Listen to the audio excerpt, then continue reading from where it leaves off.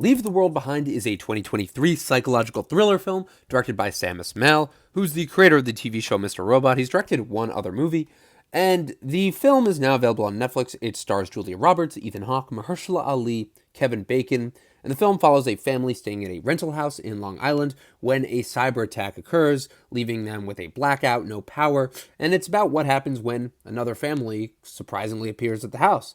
I thought the movie, as it started, was really great and just had a promising beginning.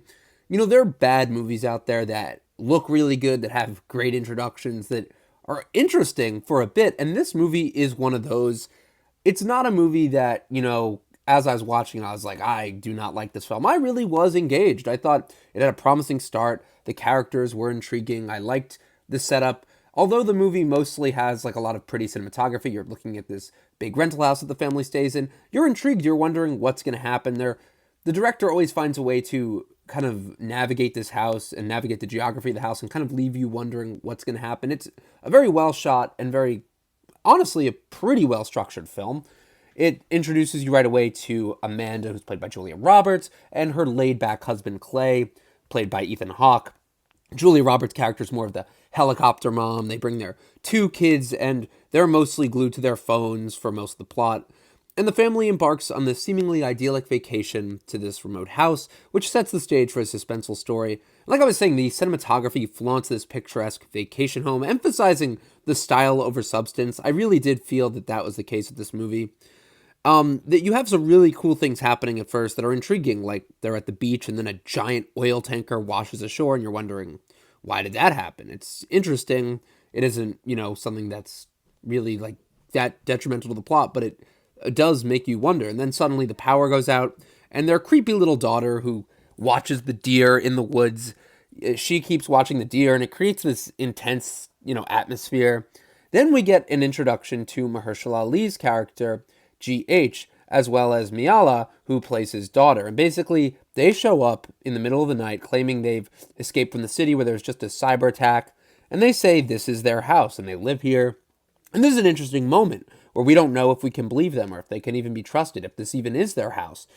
And I think it's a great setup, mostly because of all the different character dynamics. You have Julia Roberts, who's this uptight helicopter mom. You have Ethan Hawke, who's very chill. And then you have Mahershala Ali, who is the stranger showing up at the house in the middle of the night saying he lives here. He's explaining that he had to get out of the city because there's something horrible happening. And you're just wondering, why would they let them into the house? And also, it's just the fact that Mahershala Ali is so calm. He's so well-spoken and polite. It's very intriguing, and you kind of become engaged at this point. And it's almost bordering on horror, but it really isn't. And of course, this guy doesn't have ID on him. He keeps making excuses. He says, I left it in the city. And you're just wondering what is really going on. And it's at this point, and the movie's probably only 20-25 minutes in, but it does really begin to nosedive with its quality. Instead of leaning into the horror or the eerie questions of who these people are, it just kind of flatlines. And once you start to become aware that this is a cyber attack and it's happening to everyone, well, I thought the movie could have really just done a lot more, but there's just so much it avoids at the cost of making any sense. It doesn't explain where the military is, where their neighbors are. Even if there was this cyber attack, I'd expect a few people around. I feel the movie really tries to be creepy, and it does do that. It does give you a creepy, atmospheric background, but I just feel at the expense of making any sense. Like there's this couple scenes where they're flashing through the TV and you see just brief news footage and then it just cuts to static and it's meant to be creepy. And honestly, it does achieve that a bit, but you're just wondering, like, where is the military in this situation? It doesn't really explain anything. And then there's some really funny parts, like in the middle, where the movie is 140 minutes, but it really pads the runtime. Like, there's a scene where Ethan Hawke says, I'm going to go look around. I'm going to go find people. And he decides to drive through town. And then there's this whole 10-minute montage of just nothingness, of him driving around and just driving through the street and no one's around. And I was just thinking, how the fuck is that possible? They show glimpses of the city and you hear screaming, but on Long Island, no one's there. I mean, I just want to say, I feel like 100% there would be people on Long Island. It is not as desolate as this movie makes it seem. And even in the world of the movie, it just feels odd. Then there are the characters' reactions to this cyber attack induced blackout become increasingly unrealistic. Instead of intensifying the suspense, the film opts for monologues and soliloquies that feel more like unintentional comedy than a psychological thriller. I mean, the way it attempts to explore human behavior in a crisis falls flat. And it really just left me annoyed with the characters. I feel like it's just thinks it's so important the way it's like when people are in a blackout, they turn on each other. And it basically takes 140 minutes just to make this small point. And Mahershala Ali, and he's a great actor, but the lines he's delivering in this is just hilarious. It just feels like he's reading from a book. And he's just explaining, like, we all turn on each other. But there's no showing that. And I really hate that. That's also why the whole Kevin Bacon part of this movie is ridiculous. He's just in it to make a point, and it's just, why else is he in this? I also think that the tension, which is initially built around the family's decision to let Mahershala Ali's character and his daughter stay in their rented house, fizzles out.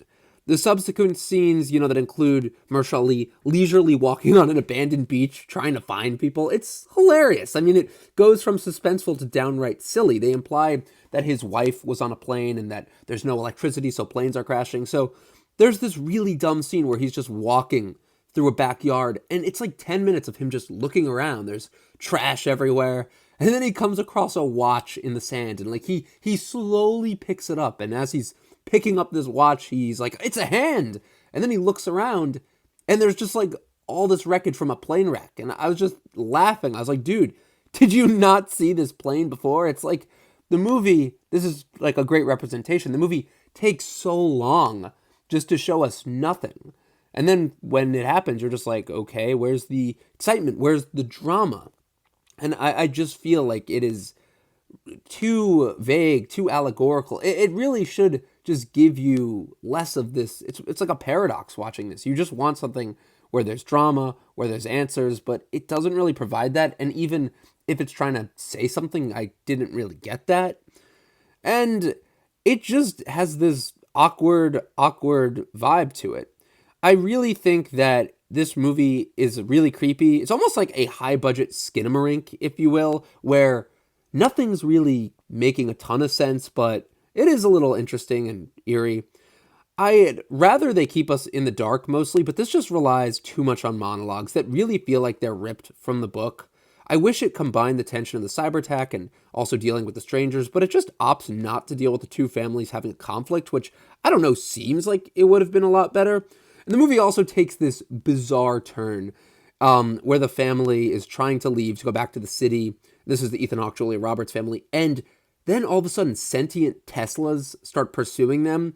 I mean, this was hilarious. Like, it comes out of nowhere, and it feels like Maximum Overdrive, like that Stephen King movie. I mean, this seriously might have been one of the funniest scenes in a 2023 movie, and it's not a comedy. I mean, the only other scene I was really laughing at was in Joyride, that comedy movie when their three girls are beating the shit out of the basketball players during the sex scene. But this was not supposed to be funny. So, as the film kind of blurs the line between suspenseful and ridiculous, you're kind of just wondering, what is the point? They throw Kevin Bacon in for this pointless 5-minute role. And then you even have this ending, which is just a reference to Friends, the TV show. I mean, I get what they're saying about physical media. Like, if the internet ever goes out, that's all we'll have. But it just feels like, that's it? I spent 2.5 hours watching this for this? And really, don't get me started on the deer. I didn't even analyze that. It's just a ridiculous, very preachy, oh yeah, the world's definitely ending kind of movie for 2 hours. But it just doesn't have that much to say. I mean, if you want a movie about, yeah, people turn on each other during a crisis, there's tons of other movies that actually have something to say. This movie is just entertaining, pretty, but after a while, it just loses its way and becomes so repetitive and dull and a little pretentious. Let me know what you guys thought of Leave the World Behind. I honestly thought it was more unintentionally funny than scary. And also, there's a hilarious scene where Ethan Hawke says, I don't speak Spanish. He's trying to, of course, the one woman he sees in the middle of nowhere is this woman who speaks Spanish. And I was just reminded of Alive, where his character was Spanish, and Ethan Hawke's like, I don't speak Spanish. I'm like, oh, he spoke Spanish in that one movie. But yeah, guys, let me know what you think of Leave the World Behind. If you also think it's kind of not really saying that much, or if you were entertained by it. Hey, sometimes you just want an entertaining movie. So thanks, guys, for watching. Let me know what you think.